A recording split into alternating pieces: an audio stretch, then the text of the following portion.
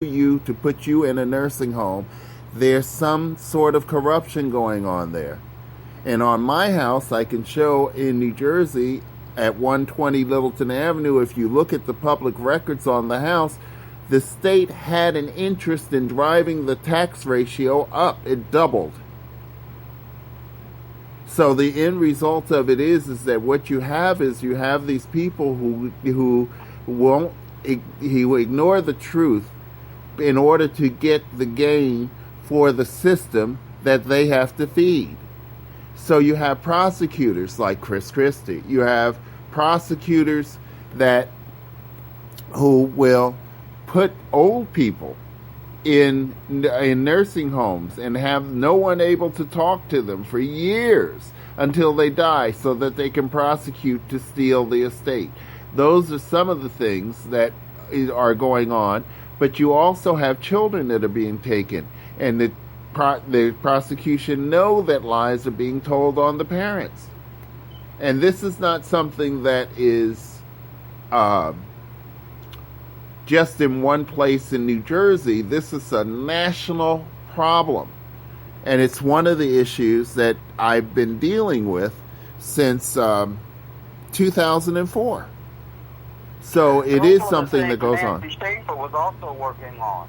Huh? Go ahead, Kwame. Nancy Schaefer was also working on those things. A lot of the things, Mr. Anderson, you're talking about, most folks in the mainstream, they can't even believe the things that you're talking about. That those instruments of government, the power that you're talking about in terms of prosecutorial abuse, most people have no foundation at all that these things are actually going on. And unfortunately, most of the victims that this is happening to have no voice at all. Yeah. And it doesn't matter the economic status, because sometimes, like the lady that I was telling you about that was kept in isolation until she died so that her best friend could be prosecuted, the state was after her estate. She had a few $1 million. The state spent half of the estate supposedly in caring for the woman. But if you approach the woman in the nursing home that the state put her in, they would run you away from her because you were not supposed to talk to her. They wouldn't let anybody talk to her. That's the type of cruelty that goes on in many places, and people don't even have a clue until it happens to them. Yeah, that's the key word. Until it happens to them. You know, I thought that when it happened to me, I soon found another veteran who his family was trying to keep him out of the situation, but the state was after the property, the real estate. So the thing was that they were trying to get control of the elderly person. And, you know, people don't understand that, you know, we have this because of the Elder Justice Act of 1965. But they don't understand that the Elder Justice Act depends on your family fighting, because a little bit of dissension opens the way for the state to come in and grab the elderly person and isolate them. And what they do, isolate, medicate, and steal the estate. In that order. So it's something that it's something that we have to deal with in our society, and we have to talk about it because it affects everybody. It affects our veteran community. It affects our civilian community. My mom was not a vet. My mom was a Rosie the Riveter. But still, the end result of it is that if it affected her generation, it's going to affect us. We're next. So we have to talk about these things. And when the election comes up, because all politics are local, you have to be in it and have these discussions with your local representatives, because they have a duty to honest services. And that's important because, I mean, before this started, I had no idea that all mayors are judges. All mayors are judges, and we don't realize that, but that is what they are. So we have to understand that when you present them with a crime, they're expected to take action. If they don't, then they become a part of the problem. So you have to learn how to understand your civics, and that's why one of the reasons why I like having our America's Disabled Veterans in Action talk about the civics or local politics of the United States, because all politics are local. You know, what we're seeing in the 4th District where Miss Clark is, I know a lot of that area because I lived in D.C., so I'm aware of her area. The thing is that as we're talking about it, what we're seeing in her 4th District, we're also seeing in downtown Los Angeles. Now, I can speak for Los Angeles because I served as one of the officers for the DAV as treasurer and adjutant. And I can tell you, as ground zero for homelessness because of the warm temperatures, more milder temperatures than the northeastern winters, we have the number one resource for veterans here. Everybody comes here because of that particular reason.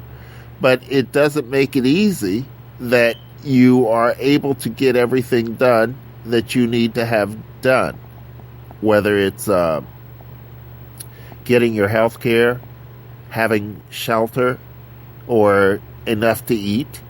And it's something that we are actively working to address. Anybody else have any other questions, or have we? Miss Clark, you have any other closing comments for us? No, I just want to say thank you. Thank you for having me on. Thank you for educating me on even more veterans issues that I knew of. And I just want to say thank you. I'm very grateful. Well, one of the things that I would like to try to get available is I would like to talk to more from the Green Party. I've seen how Ms. Stein has spoken up. She's the presidential. It's Jill Stein for the Green Party, correct? On the presidential side. Has spoken up on some of the issues, but I would like to, if you could, possibly pass along the invitation for her to come along and share her views with us as well. I mean, we're always honored to have you, and we're more than, I hope you will make this your home. If you have anything that you want to get out to veterans nationally, you have your ADVIA media at your service to help make that happen. And, Kwame, I want to thank you for bringing Miss Clark to the ADVIA.media's attention. Oh, no problem at all. I hope that, you have another invite for her sometime down the road when she brings more pressing issues regarding veterans to the table. Oh, absolutely. Absolutely. As I told her, I hope that this won't be her last time. We depend on grassroots efforts. We have to work with people who are willing to talk to us. We've asked for Donald Trump to come and talk to us. We've asked for Hillary to come and talk to us. So, and we've been on Capitol Hill and asked a number of the representatives to talk to us, but we have to say there are a lot of people that are on the Hill, but they don't have a whole lot to say. And I'm one that has to say, that's not the way it should be. We should be hearing more from our elected officials. So that's why I'm glad that we have Ms. Clark. And while we can't endorse you, we fully do expect to hear from you, and we're going to definitely keep your voice out there. Great. Thank you so much. Absolutely. Joyce, Shirley, any comments before I close out? No, just want to say I enjoyed it, and I thank you for coming. Thank you for having me. Absolutely. And Joyce, any closing comments? I appreciate it coming. I'm hoping that you'll come back many times. Absolutely. Well, folks, it looks like that's a wrap for today. We're probably going to be out of here for a minute. We've been going through a little bit of a move of location, and we're planning big things in the very near future.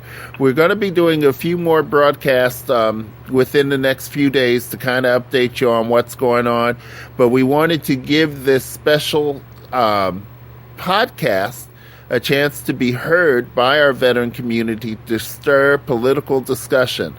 We're not here to get any snake oil. We've had enough sold to us over the years, and we want to thank our veterans by giving them honest services. So, to that end, we're going to be back soon, and we're out until later. Have a good night, folks. Watch out for that first step, Mac. It's a lunatic.